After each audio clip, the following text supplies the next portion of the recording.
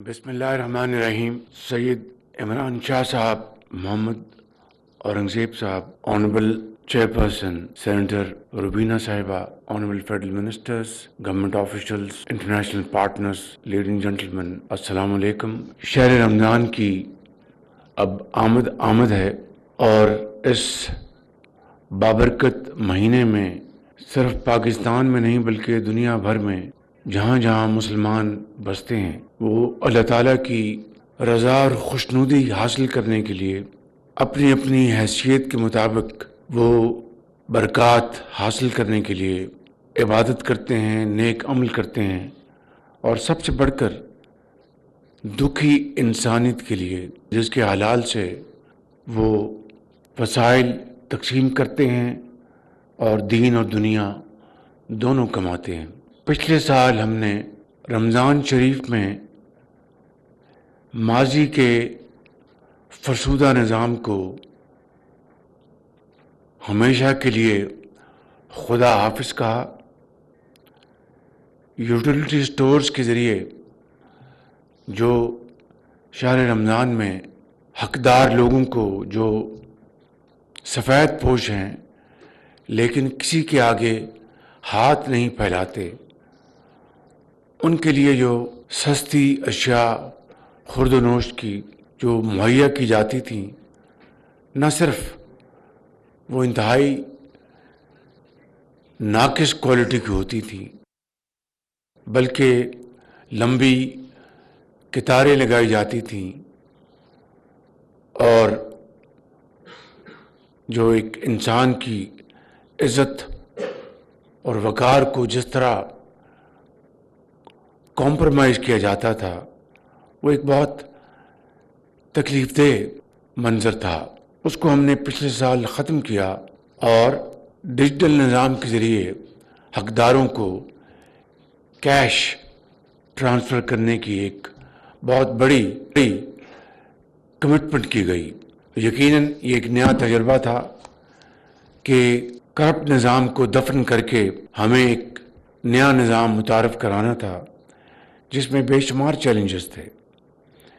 Banks की willingness, फिर जो कैशलेस इकॉनमी का फुकदान पाकिस्तान के अंदर, तजुर्बा, स्टेट बैंक के चैलेंजेस, ये तमाम चीज़ें हमारे पेश नज़र थीं, लेकिन हमने अल्लाह का नाम लिया और इस नेक मकसद के लिए मैंने ख़ुद कई मीटिंग्स ली।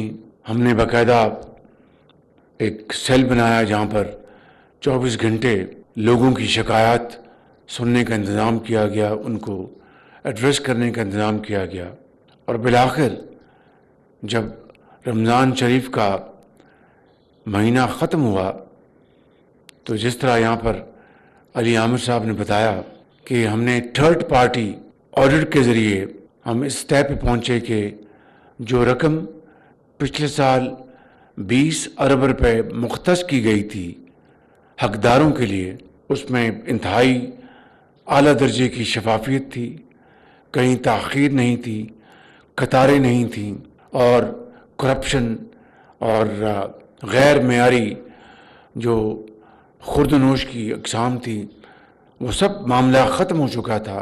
इस साल उसी तजर्बे को दोबारा अल्हम्दुलिल्लाह दोहराया जा रहा है, बेहतर परफॉर्मेंस के साथ, बेहतर KPIs के साथ और माजी के एक बड़े अच्छे तजर्बे को बुरोकार लाकर उसमें मज़ीद बेहतरी लाने की सही की गई है, कमिटमेंट की गई है।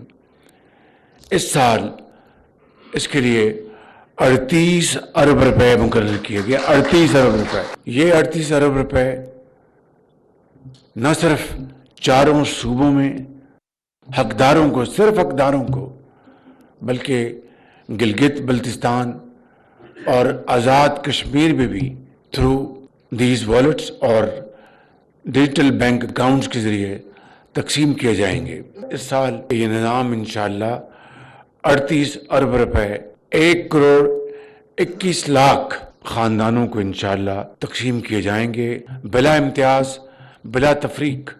کس کا کس جماعت سے تعلق ہے، کس کا کس نظریے سے تعلق ہے، وہ اگر حقدار ہے تو اس کے والٹ میں بلا تفریق یہ 13,000 روپے فی خاندان یہ پیسے ان کو شہر رمضان میں مہیا ہوں گے. اور اسی طریقے سے جو وظیفہ ہے 10 ارب روپے کیا گیا ہے، تو یہ سب ملا کر انشاءاللہ اس مہینے یہ پیسے تقسیم کیے جائیں گے.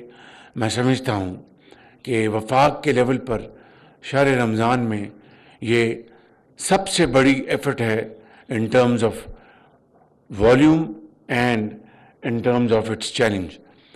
اور یہ انشاءاللہ اللہ تعالیٰ کے فضل و کرم سے آپ سب اس میں حصہ ڈالیں گے اور دین اور دنیا دونوں کمائیں گے. میں اس حوالے سے چیئرپرسن روبینہ صاحبہ، منسٹر صاحب، چیئرمین نادرہ، سیکرٹری آپ کا بہت شکر گزار ہوں.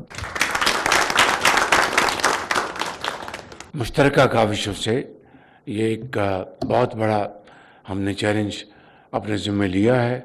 انشاءاللہ حقداروں کو یہ پیسہ پاکستان کے کونے کونے میں پہنچے گا. انشاءاللہ اس کا جو پیریوڈیکل ریویو میں لیتا رہوں گا تاکہ یہ 38 ارب روپے تقسیم ہو جائیں.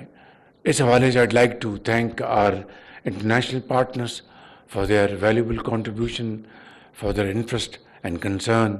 Together we will achieve this landmark this month, and thank you all for your support. God bless you.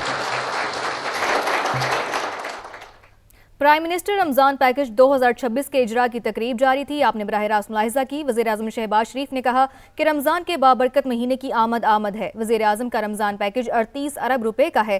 مسلمان دکھی انسانیت کے لیے اپنے وسائل کی تقسیم کرتے ہیں. ہر مستحق خاندان کو 13,000 روپے دیے جائیں گے. رمضان پیکج سے 1 کروڑ 21 لاکھ خاندان مستفید ہوں گے. پاکستان کے کونے کونے میں حقداروں کا یہ رقم پہنچائی جائے گی. آپ کو اپڈیٹ کرتے چلے کہ پرائم منسٹر رمضان پیکج 2026 کے اجرا کی تقریب جاری تھی. آپ نے براہ راست ملاحظہ کی. وزیر اعظم شہباز شریف نے تقریب سے خطاب کیا اور کہا کہ رمضان کے بابرکت مہینے کی آمد ہے، جبکہ اس پیکج میں 38 ارب روپے شامل ہیں اور مسلمان دکھی انسانیت کے لیے اپنے وسائل کی تقسیم کرتے ہیں. Policy rate, energy policy consistency, trade پہ ہم نے کیا کرنا ہے اور اس کو ایکسپورٹ پہ کیسے لینے جانا ہے. These are all very very valid points اور ہم نے ان چیزوں کو کچھ ایڈریس کرنا شروع کر دیا ہے. میں اس کو تھوڑا سا انگریزی میں کہتا ہوں کہ direction of travel is on the right path. کہ جو ایکسپورٹ انڈسٹری آئی اور جو ٹاسک فورس پرائم منسٹر صاحب نے بنائی آن ایکسپورٹس ایٹسیٹرا، اس میں ای ایف ایس اور ای ڈی ایف کی بات ہوئی. ایکچولی انڈسٹری نے آ کے کہا کہ جو ای ایف ایس آپ ڈیڈکٹ کرتے ہیں 0.25%، اس کو 2 سال کے لیے سسپینڈ کر دیجیے. And prime minister went ahead, انہوں نے کہا اس کو کینسل کر دیں، اس کو ختم کر دیں، اور وہ ختم ہو گیا. Right. And E D F کی جو ساری مینجمنٹ ہے وہ پرائیویٹ سیکٹر کے حوالے کر دی گئی ہے. It's been taken away from the ministers, it's been taken away from the bureaucrats, it's now under, اور یہ legislate ہو گیا ہے، یہ legislate ہو گیا ہے because we needed legislation. It's been handed over to the private sector entirely.